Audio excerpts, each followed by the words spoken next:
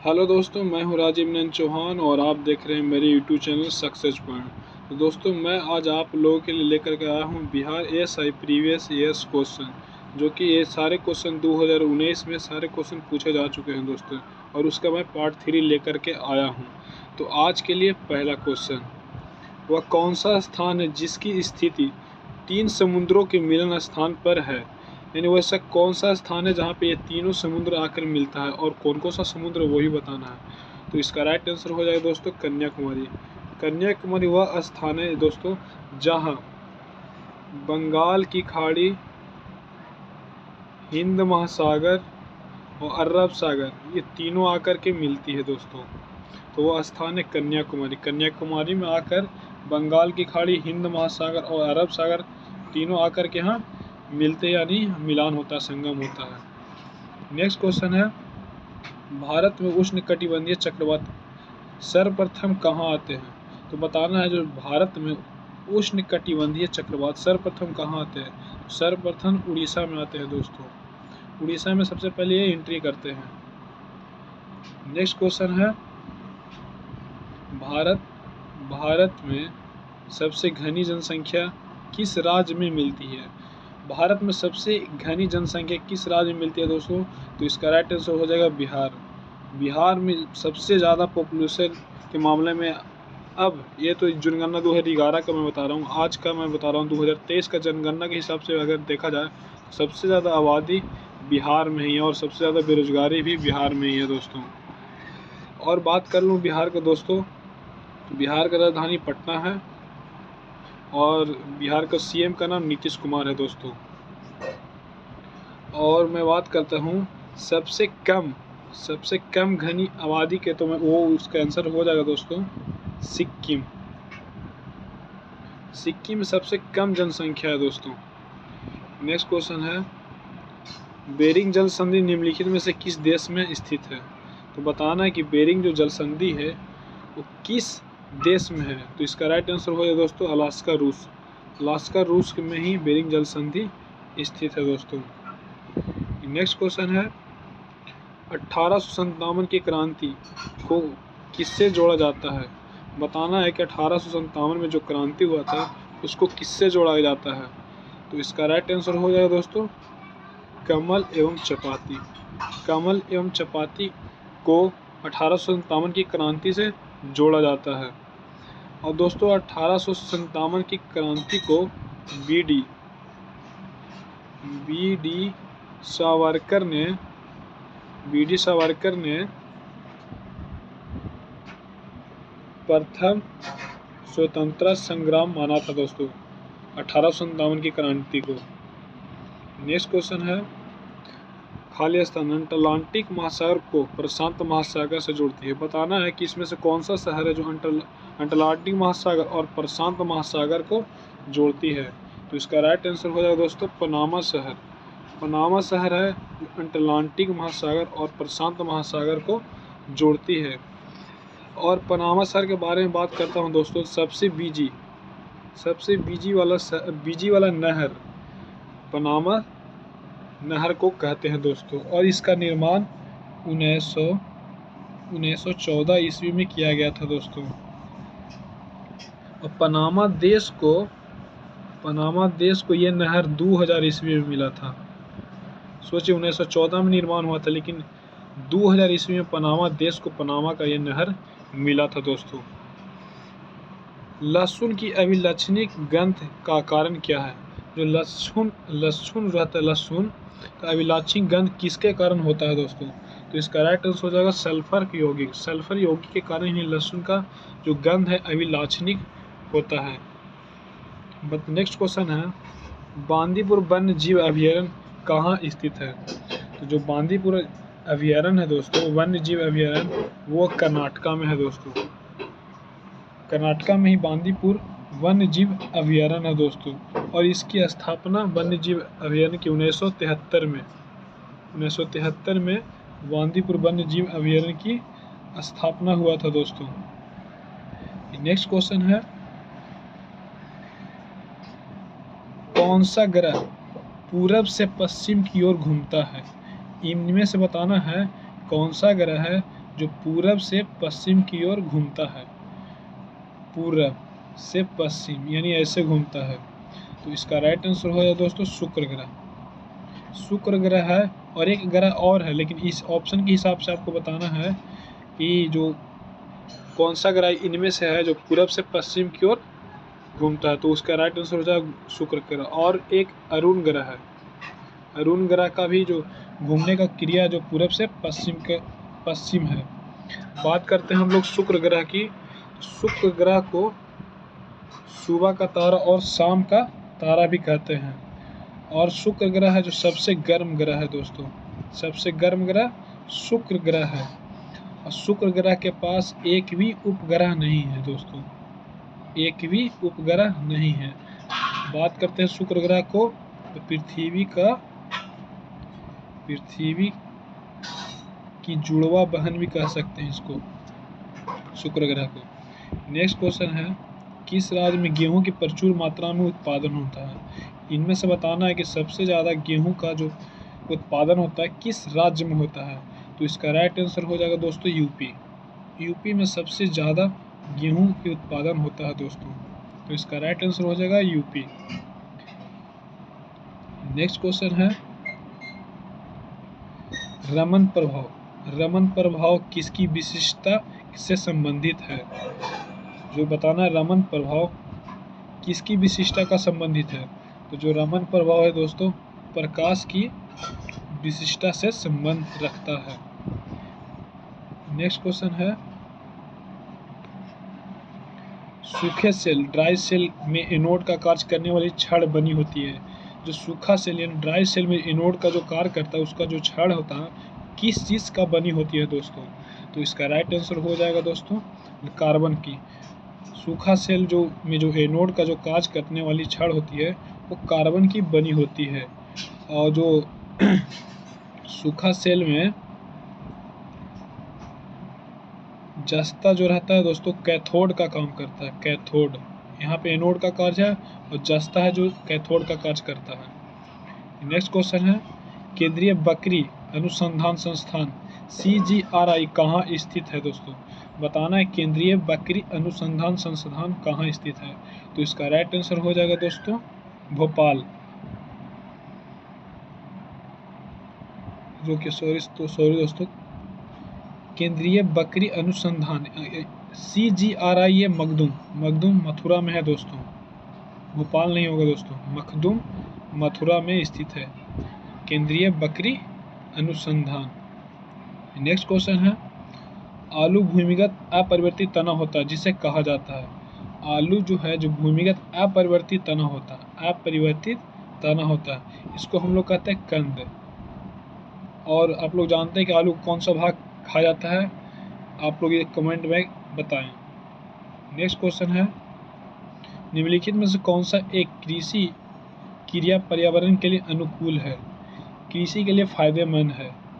तो इसका right answer हो जाएगा दोस्तों जैव कृषि, ऑर्गेनिक फार्मिंग, जिसको बोलते हैं ऑर्गेनिक फार्मिंग। ये बहुत ही पर्यावरण के लिए फायदेमंद होता है दोस्तों। और मैं बात करता हूँ थोड़ा सा जैव कृषि के बारे में दोस्तों।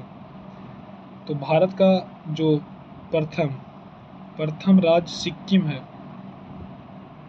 जो कि पूरी तरह से 100% जैविक कृषि पर आधारित है, यानी डिपेंडेंट है दोस्तों। नेक्स्ट क्वेश्चन है, आर्थिक नियोजन का लक्ष्य क्या होना चाहिए? आर्थिक नियोजन का लक्ष्य क्या होना चाहिए? तो इसका राइट आंसर हो जाएगा दोस्तों राष्ट्रीय आय में वृद्धि करना, प्रति व्यक्ति आय में वृद्धि करना, जीवन स्तर में सुधार करना, यानी इनमें से सभी है जो आर्थिक नियोजन का लक्ष्य होना चाहिए दोस्तों। नेक्स्ट क्वेश्चन है, खरीफ फसल की बुआई कब की जाती है? जो खरीफ फसल होती है दोस्तों उसकी बुआई कब की जाती है? तो इसका राइट आंसर होता है दोस्तों जून जुलाई में। जब जून जुलाई के बाद जो बरसात आने वाला रहता है तब खरीफ फसल की बुआई होती है दोस्तों। खरीफ फसल के अंदर में चावल आता है दोस्तों, और चावल का जो बुआई होता है जून जुलाई में ही स्टार्ट हो जाता है। नेक्स्ट क्वेश्चन है, मीठे स्वाद की अनुभूति के लिए जिन्हा का स्वाद केंद्र स्थित होता है, बताता जो मीठे स्वाद का जो चखने का जो जीव का कार्य होता है, वो जीव का कौन सा भाग पर या केंद्र पर स्थित होता है। तो इसका राइट आंसर हो जाएगा दोस्तों अग्रभाग पर। जीव का सबसे अगला भाग पर यहाँ पे मीठा चखने का अनुभूति होता है दोस्तों। मैं बात कर देता हूँ साइड में। तो जो जीव का जो साइड वाला जो भाग रहता है वो खट्टेपन को टेस्ट करता है दोस्तों। और जीवा को जो आधार रहता है, जीव का जो आधार, वो जो चेक करता है दोस्तों, कड़वापन महसूस करता है। कड़वापन जो महसूस करने का जो रहता है, तो जीव का जो आधार रहता है वो चेक करता है, चखता है। नेक्स्ट क्वेश्चन है, चमेली देवी पुरस्कार किस क्षेत्र में विशिष्ट उपलब्धि हेतु प्रदान की जाती है। तो इसका राइट आंसर हो जाए दोस्तों पत्रकारिता के क्षेत्र में। पत्रकारिता के क्षेत्र में महिलाओं को विशिष्ट उपलब्धि के रूप में चमेली देवी पुरस्कार मिलता है दोस्तों।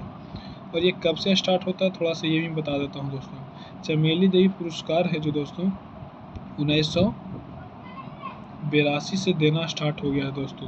किस क्षेत्र में, तो पत्रकारिता के क्षेत्र में। और मैं बात करता हूँ एक होता है पुलित्जर पुरस्कार। ये भी पत्रकारिता के ही क्षेत्र में दिया जाता है दोस्तों। और जो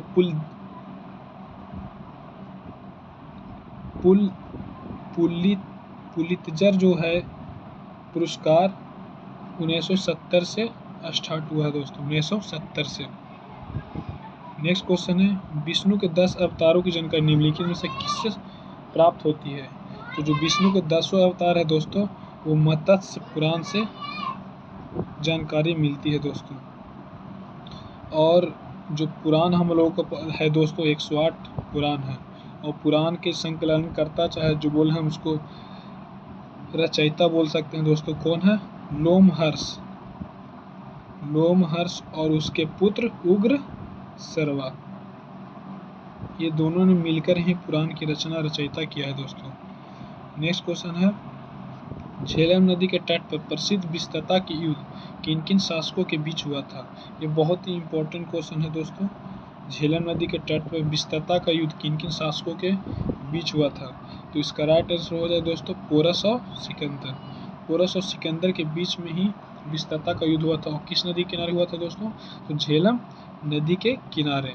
अब बताना है दोस्तों सिकंदर भारत में कितने महीना तक रहा था। ये आप लोगों को कमेंट में बताना है दोस्तों, कितना महीना तक सिकंदर भारत में रहा था।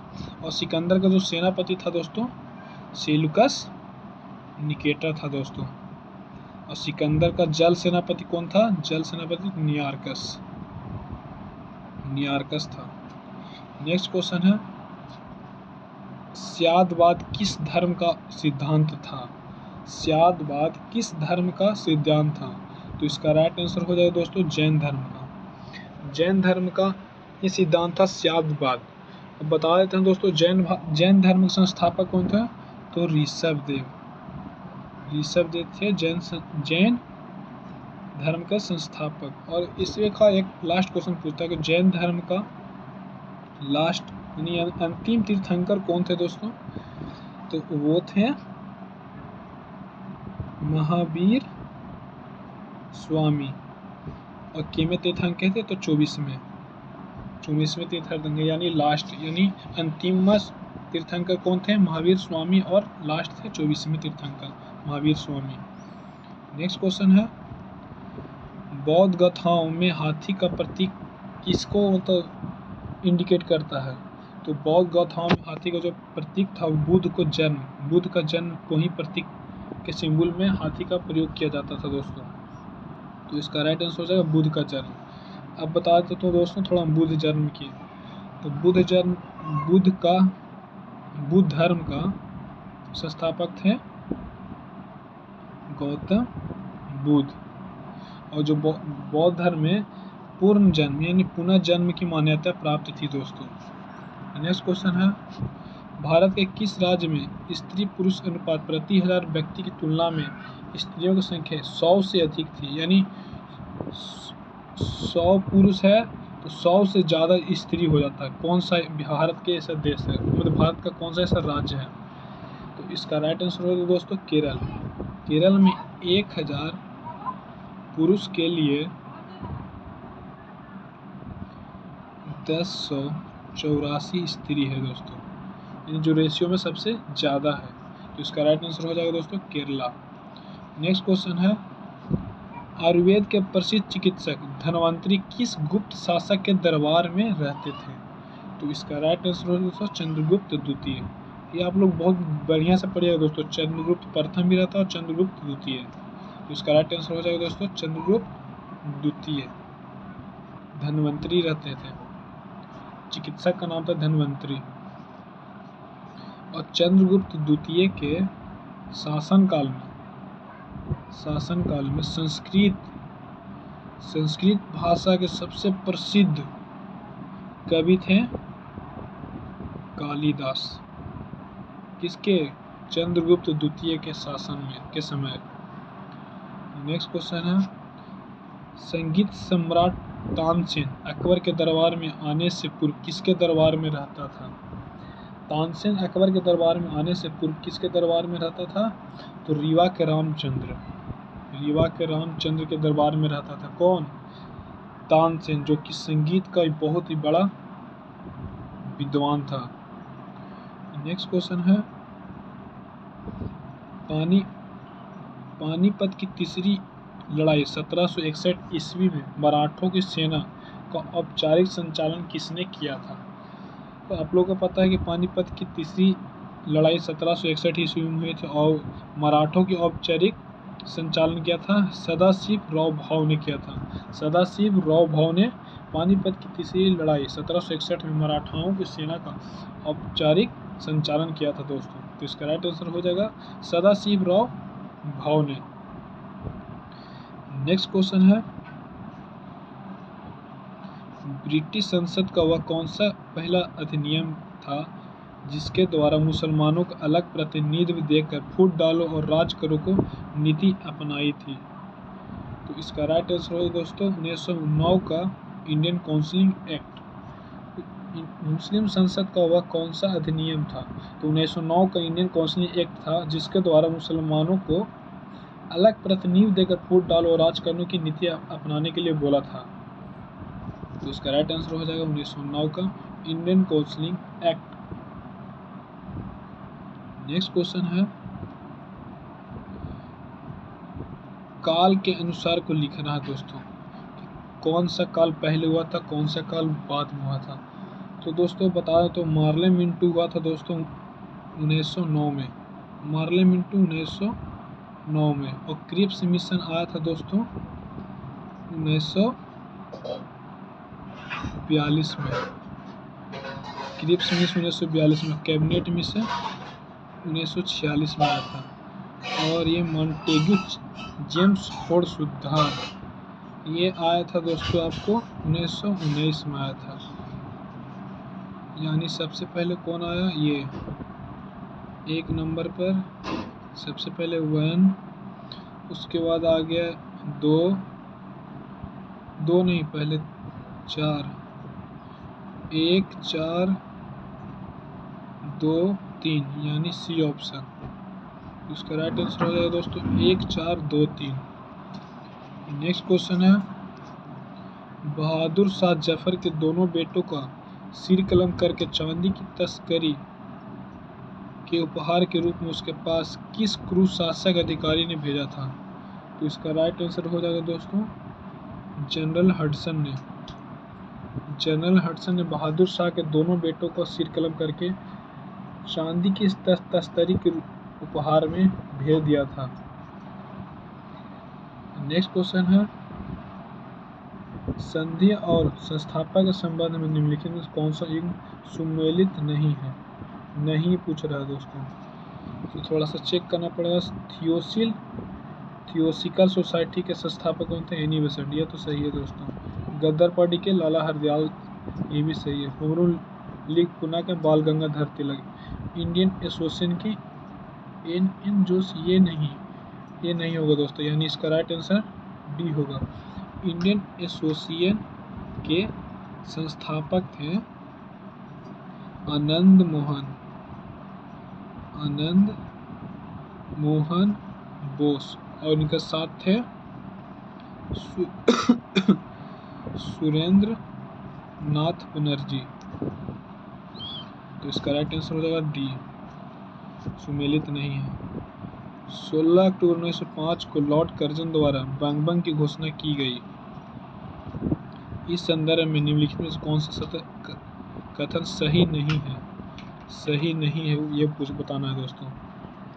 तो यह 1905 की सबसे अप्रिय घटना थी, ये सही दोस्तों। मुस्लिम लीग ने इसका विरोध खुलकर विरोध किया था, ये गलत है दोस्तों। तो इसका राइट आंसर हो जाएगा दोस्तों बी। नेक्स्ट क्वेश्चन है, कुचिपुड़ी कहाँ का शास्त्रीय नृत्य प्रणाली है? कुचिपुड़ी कहाँ का शास्त्रीय लोक नृत्य है दोस्तों? तो इसका राइट आंसर हो जाएगा दोस्तों आंध्र प्रदेश। आंध्र प्रदेश का लोक नृत्य है कुचिपुड़ी। नेक्स्ट क्वेश्चन है, हंटर आयोग का गठन किस लिए हुआ था? तो जो हंटर आयोग आया था दोस्तों, ये कब आया था ये आप लोग कमेंट करके बताएं। हंटर आयोग का जो गठन हुआ था जलियांवाला बाग हत्याकांड जांच के लिए हुआ था दोस्तों। और जलियांवाला बाग हत्याकांड कब हुआ था दोस्तों? 13 अप्रैल 1919 को हुआ था। नेक्स्ट क्वेश्चन है, भारतीय संविधान के अनुसार राज्यसभा का विघटन कब होता है? भारतीय संविधान के अनुसार राज्यसभा का विघटन कब होता है? तो ये विघटन कभी नहीं हो सकता है दोस्तों। इसका राइट आंसर हो जाएगा दोस्तों कभी नहीं। भारतीय संविधान के अनुसार राज्यसभा का विघटन कभी नहीं हो सकता है दोस्तों। राज्यसभा का पहली बार जो गठन हुआ था दोस्तों 3 अगस्त 1952 को हुआ था दोस्तों। नेक्स्ट क्वेश्चन है, आर्टिकल 324 निम्नलिखित में से किससे संबंध रखता है? बताना है कि आर्टिकल 324 के अंतर्गत कौन सा विषय आता है? तो इसका राइट आंसर हो जाएगा दोस्तों निर्वाचन विषय, निर्वाचन से संबंध रखता है। नेक्स्ट क्वेश्चन है, भारत के किस राज्य में विधानसभा की एक सीट धर्म के आधार पर आरक्षित है? तो भारत के जो सिक्किम राज्य है दोस्तों, उस सीट धर्म के आधार पर रिजर्व है। तो इसका राइट आंसर हो जाएगा दोस्तों सिक्किम। अब बात करते हैं सिक्किम पे दोस्तों। तो सिक्किम जो भारत का कब राज्य बना था? भारत का कब राज्य बना था? तो बात करते हैं भारत का कब राज्य बना था। नेक्स्ट ये है, कब बना था सिक्किम? तो था 26 अप्रैल 1975 को भारत का 22वां राज्य बना था सिक्किम। 22वां राज्य कब बना था? 26 अप्रैल 1975 को। और गोवा कब बना था दोस्तों? तो गोवा बना था 30 मई 1987 को बना था। केवा राज्य था दोस्तों गोवा? 25वां राज्य था और सिक्किम था 22वां राज्य। नेक्स्ट क्वेश्चन है, बिहार का विषाद है।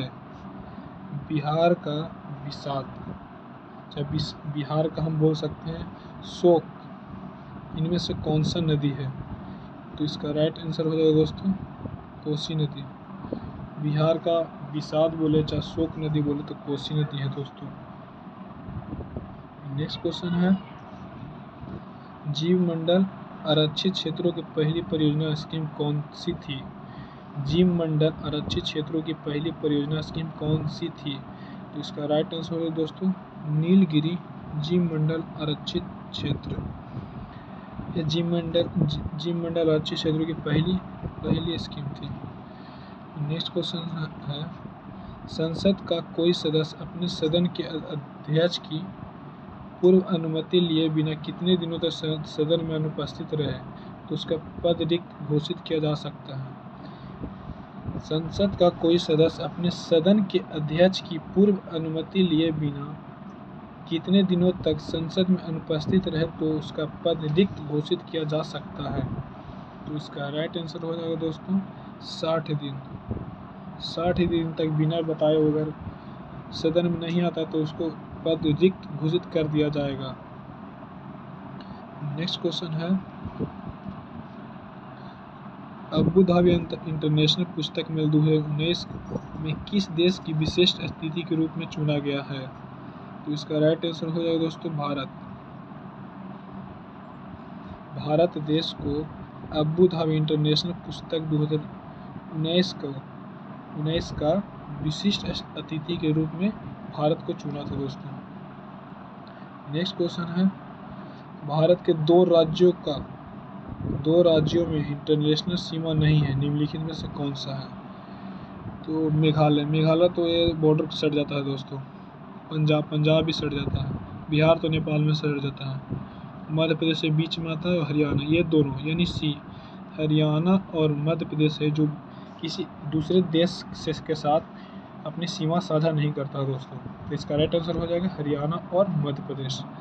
नेक्स्ट क्वेश्चन है, भारत में सर्वाधिक जनसंख्या घनत्व वाला राज्य बिहार है, ठीक है। बताइए इसके बाद किस राज्य का स्थान आता है? यानी सबसे ज़्यादा तो जानते हैं आप लोग कि जनसंख्या घनत्व वाला राज्य बिहार है, मैं ऊपर की वीडियो में भी बता चुका हूँ। अब बताना कि दूसरे नंबर पर कौन आता है? तो इसका राइट आंसर हो जाएगा दोस्तों बंगाल। भूल कर भी आप यूपी नहीं मार दिए दोस्तों, बंगाल आता है इसके बाद। घनत्व पूछ रहे, घनत्व वाला राज्य बिहार के बाद आता है बंगाल। तो इसका राइट आंसर हो जाएगा दोस्तों बंगाल। नेक्स्ट क्वेश्चन है, बैरन आइसलैंड निम्नलिखित में से कहाँ स्थित है? तो जो बैरन आइसलैंड है दोस्तों वो है अंडमान निकोबार द्वीप समूह पर है। और ये कहाँ है अंडमान निकोबार द्वीप समूह? बंगाल की खाड़ी में है दोस्तों। नेक्स्ट क्वेश्चन है, एक ही तट पर स्थित बंदरगाह है। एक ही तट पर स्थित बंदरगाह है। तो इसका राइट आंसर हो जाएगा दोस्तों मंगलौर, कोचीन, कोजिडो और तिरुवनंतपुरम। ये सब है जो एक ही तट पर स्थित है। और कहाँ है? केरला में है। सॉरी दोस्तों, केरला में नहीं है, कहीं और है, लेकिन ये सारा एक ही तट पर है। मंगलौर, कोचीन, कोझिकोड और त्रिवेंद्रम सब एक ही तट पर है। नेक्स्ट क्वेश्चन है, जामिया मिलिया इस्लामिया की पहली महिला उप कुलपति किसे नियुक्त किया गया है या नियुक्त किया गया था? तो इसका राइट आंसर है दोस्तों नजमा अख्तर। नजमा अख्तर को जामिया मिलिया इस्लामिया की पहली महिला उप कुलपति नियुक्त किया गया था। नेक्स्ट क्वेश्चन है, सितंबर 2019 में प्रसिद्ध लेखक शिवरमन चेरियनट का निधन हो गया। वह भारतीय भाषा के किस भाषा के लेखक थे? तो इसका राइट आंसर हो जाएगा दोस्तों मलयालम। मलयालम के प्रसिद्ध लेखक थे कौन? शिवरमन चेरियनट, जिनका सितंबर 2019 में निधन हो गया दोस्तों। और मैं बात करता हूँ शिवरमन चेरियनट की, तो इनका जो जन्म हुआ था दोस्तों 13 दिसंबर 1941 को चेंगानूर में हुआ था दोस्तों। चेंगानूर शिवरमन चेरियट का जन्म 13 दिसंबर 1941 को हुआ था दोस्तों। किण्वन क्रिया में कौन सी गैस उत्पन्न होती है? जो किण्वन का क्रिया होता है दोस्तों उसमें CO2 यानी कार्बन डाइऑक्साइड गैस उत्पन्न होती है दोस्तों। और जो CO2 का जो प्रकृति है दोस्तों वो अम्लीय है, अम्लीय रूप में रहती है कौन? CO2 gas. नेक्स्ट क्वेश्चन है, निम्नलिखित में से वायरस जनित रोग कौन सा है? तो एड्स है दोस्तों, विषाणु जनित रोग है। तो मैं बात करता हूँ एड्स का। एड्स का फुल नेम होगा दोस्तों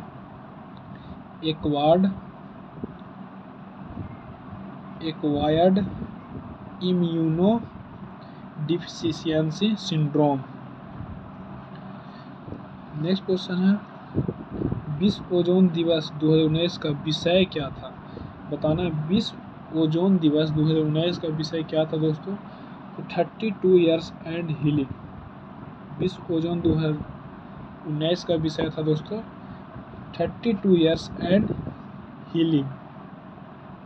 तो आज के लिए दोस्तों इतना ही, मिलेंगे हम नेक्स्ट वीडियो में। तब तक के देखते रहिए आप सक्सेस पॉइंट, जीत आपकी पक्की है। जय हिंद, जय भारत।